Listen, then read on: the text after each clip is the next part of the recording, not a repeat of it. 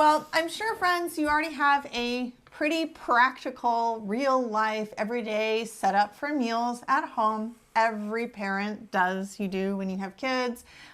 For Montessori kids, it's generally more hands-on. We're encouraging more independence.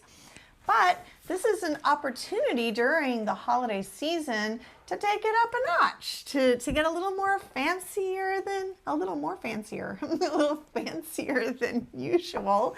And one way that you can do that is through the art of tablescaping. Ooh. And so we are going to feature an activity from Adorn, which members can find in the Lesson Explorer. Yep, that's right. And they can find their own PDF. You can go get your whole pack. It's from February 2023, so definitely available there. A lot of great stuff, including tablescaping. Oh gosh, and there's so much, there are a lot of fun things in this. This actually is a really good one for the season. So this is, we actually released it in February. So kind of thinking around like Valentine's Day, but actually there's a lot of stuff in here that would be perfect for Thanksgiving, Christmas, Hanukkah, et cetera, et cetera. Let's see, we've got an outfit conjunction activity that's a fun way to teach grammar. We've got a way to adorn ourselves where we use these little paper dolls. Oh yeah, that's right. And kids decorated them with their own clothing or clothing from around the world that they were inspired by. Adorning with spheres. It was a geometry lesson. That's cool.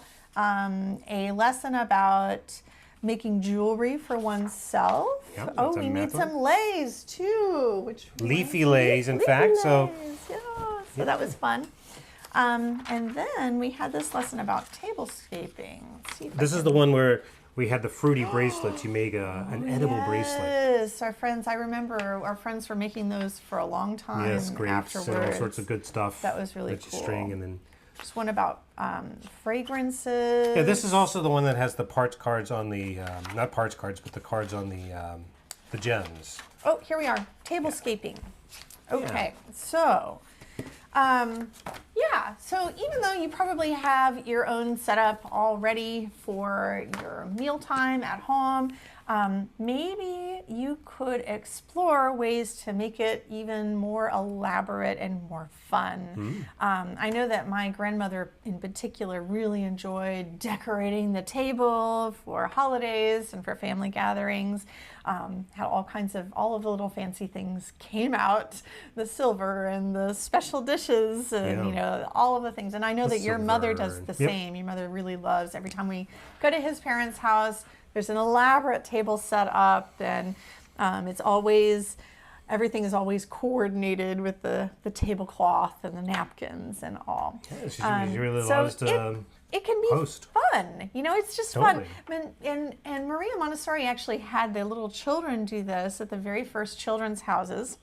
And there is a picture you can find online. If you look up Maria Montessori's the glass classroom from the 1915 Pan Pacific Expo, which was held here in California, in San Francisco. Maria Montessori actually demonstrated what children could do in the classroom, had a little mini classroom, which some little friends who, probably older grown-ups now, I got to attend. And in that classroom, she actually demonstrated the kind of tablescaping that the children did. The children actually decorated the entire table and served everybody an elaborate meal, and everyone was stunned. People were able to peek into the classroom, peer through the glass, and see what was going on. Yeah. And sometimes what they saw was like a midday meal. And all of the children, there would be like 20 kids all sitting down at these little teeny tiny tables that were pushed together, and the children had done it all. They had laid down the tablecloths and they had decorated, set the place setting for every single person. I think even in that picture, there might even be like a candlestick, in front of each child. I will have to go back and look at that, but I know that there were candlesticks at that table. And a lot of people might be like, oh, real candles? Yes, we say real candles, which we did with our kids when they were very little. they may not have stayed on for very long before we blew them out, but we lit the candle and it's become a family tradition of ours. So for this activity, you want to be thinking about ways that you can kind of fancy up your table so that your children are involved in the tablescaping itself. And something that we did when our kids were little was we kind of just kept tablescaping going. We tried to incorporate any seasonal fruits or veggies. A bowl of oranges works really well for this time of year. We bought some pomegranates, so we'll have our little persimmons and pomegranates. I think I love the color combination. It's beautiful. Yeah, it's so pretty. But also with tablescaping, you can bring in little items like, you can have some decorative items. Yeah. Here's a little clay pumpkin that my son taught me how to make, and then I actually fired. You can make one of those yourself with regular air dry clay. You can put a little candlestick on the table. Some flowers is a nice addition. These ones are faux flowers for our sons, but even just like a little arrangement like this, something to decorate, maybe a little candle, a little vase with some real flowers or faux flowers, and then when you're ready to light your candle, of course you'll set it aside. But just like a little gathering, and then we would put these on a plate, and we still do this today, just like a little plate underneath, and our little decorative items just in the middle of the table. Yeah, and sometimes we really like to just, our kids will get out, we have a lot of candlesticks because I love candles. Well, you made this candlestick. I'm making these candlesticks now, yeah, I know. We have plenty of practice candlesticks. But we did before, That's even true. though. That's true. And so our kids would like to line up, gather all the candles together. That's sometimes in the middle, sometimes we make them in a long line down the table. It's just fun to decorate with your kids. That's right. For tablecloths, if you don't have a tablecloth for your table, something that we used to do is I would take the kids to the craft store like Joann's or Michael's here, and we would look for fabric that was festive and thematic.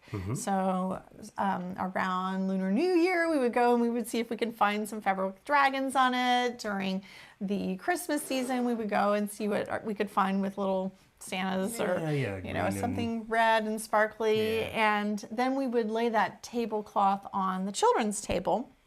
If we didn't have a big tablecloth for our big table, it was fine. We would just get a little tablecloth for the toddler table. Do you remember us decorating the toddler table? We used to decorate that toddler table often. Yeah. And then we would just mini tablescape the little toddler table. We didn't necessarily feel the need to decorate our whole dining table elaborately. We could elaborately decorate a little mini table. That's right. Where the kids could sit down and eat. Yeah, so that was really fun. So this is something you can do at home really easily. You can teach your children how to tablescape. And really, tablescaping is just looking at your table and just adding some decorations to it. Now, this activity, though, what makes the one that you can find in the book special is that it includes a cheat sheet. Yes. For how to set a fancy table. Here you can see top down. Oh, top down. Yeah. Great. Yeah, so it shows you where all the different things go, the salad fork, the dinner fork. Now, I don't know about you guys. I didn't grow up with all of these things, but for a fancy dinner, or a family gathering, my mom especially liked to try and decorate. She just thought it was fun, and we would have 2 kinds of forks and the whole 9 yards. And it actually is fun to kind of celebrate. So if it's something that is a part of your family tradition, then invite your children to participate. And if it's not, maybe as something fun to do, we might suggest setting out a fancy plate. Yes, I remember as a kid loving napkin rings. Oh yeah. Those are really easy to make. You can make them with pipe cleaners. They don't have to be official ones, or you can find them at thrift stores as well. We used to find them at thrift stores. They're really, really easy. You can make them out of clay. So easy and so fun, but I love sticking our rolling up our napkins and sticking them through the little napkin rings. As a child, that's something that I remember loving. And so I like that we have included that here. Yeah, so in the in this activity, you're going to do the tablescaping with your decorations. You're going to lay out your tablecloth or some other cloth, and then you're going to, as many of these things as you have, you're going to set the fancy, formal, proper place setting. And we can assess what we have here too. We're like, yes, we've got cloth napkins. Do we have napkin rings? No, we'll cross that off. Or we can make them. Do we have water glasses? Yeah. So you can go through the checklist and decide what you do have, what you don't have, or don't want to include. And with your child, you guys would decide what your place setting is going to look like at your fancy table. Now, here's a question. I assume that most people aren't going to dine with the king and don't need to know all of these things. This is sort of it's a bit old school. You don't have to memorize it for sure. Yeah, but when you go to a restaurant, if you true. do go to a nice restaurant, you will encounter this formal place setting. But I would assume that actually this activity is more than just. In fact, it's probably much more about something else than learning where the dinner fork goes. What are some of the other things that are being taught in this lesson? Okay, so we talk about this all the time, but the first thing that pops out in my mind is this. We were looking at this picture and it's kind of a mess of objects. And so one of the things that we're teaching our children how to do is to identify a particular shape. This involves it's just visual skills. You know, we're picking something particular out of a big mess of things. And so when I say, like, can you look at this picture and find the dinner knife? You know, there are two shapes here that look like knives, and then we've got some words, and we've also got some images. We can see, like, this is a small knife, and this is this one starts with D. It's the dinner knife, right? So we're kind of picking things out with our eyes. So some visual discrimination. Yeah, and also we're learning about sequencing as well. You know, so when you actually set the table, you're probably going to do it sequentially. You're not going to go to the table and say, okay, well, here's a fork for this person. Here, this person gets a spoon, and this person gets a plate, and this person gets a water glass. No, you're going to start with one. It's going to be the plate, right? Like, first, everybody gets a plate. A plate for you, a plate for you, a plate for you, a plate for you, you know, and so, and it'll also involve counting. Now comes the bowl goes in the middle. That's right. The bowl goes in the middle of every plate if you have a bowl. And same for the water glasses. So your child is really learning procedure when they're doing a work like this, and it's setting them up for sequencing. So they're getting their visual discrimination. It teaches so many things, just the table setting itself. They're visually discriminating between all the little objects. They are sequencing them in order. They are learning one-to-one correspondence, like this person gets one plate. This person gets one plate. This plate needs one bowl. This plate needs one bowl, you know, and you just continue until the place settings are finished. So it is not an easy task. We tend to think about setting a table as something that's kind of easy, and we're going to just put all the plates out, and we're going to put all the forks out. But actually, it involves a lot of cognitive abilities on the part of children. Not only do they need to know how many forks to put out, maybe they don't need to know how many forks. They're just going to take a basket of forks and they're just going to start placing them around the table until they stop. They visually need to look and see, like, did everybody get a fork, or did I miss anyone's forks, you know? So it involves that. It involves a lot of movement back and forth from the kitchen or wherever you keep your supplies, back into the dining room, back into the kitchen, back into the dining room. So there's a lot of movement involved. There's a lot of coordination involved, carrying fragile things, especially if you allow your children to carry breakable dishes. And we recommend that you do allow your children to carry the breakable, the china, the glasses, you know, that are real water glasses.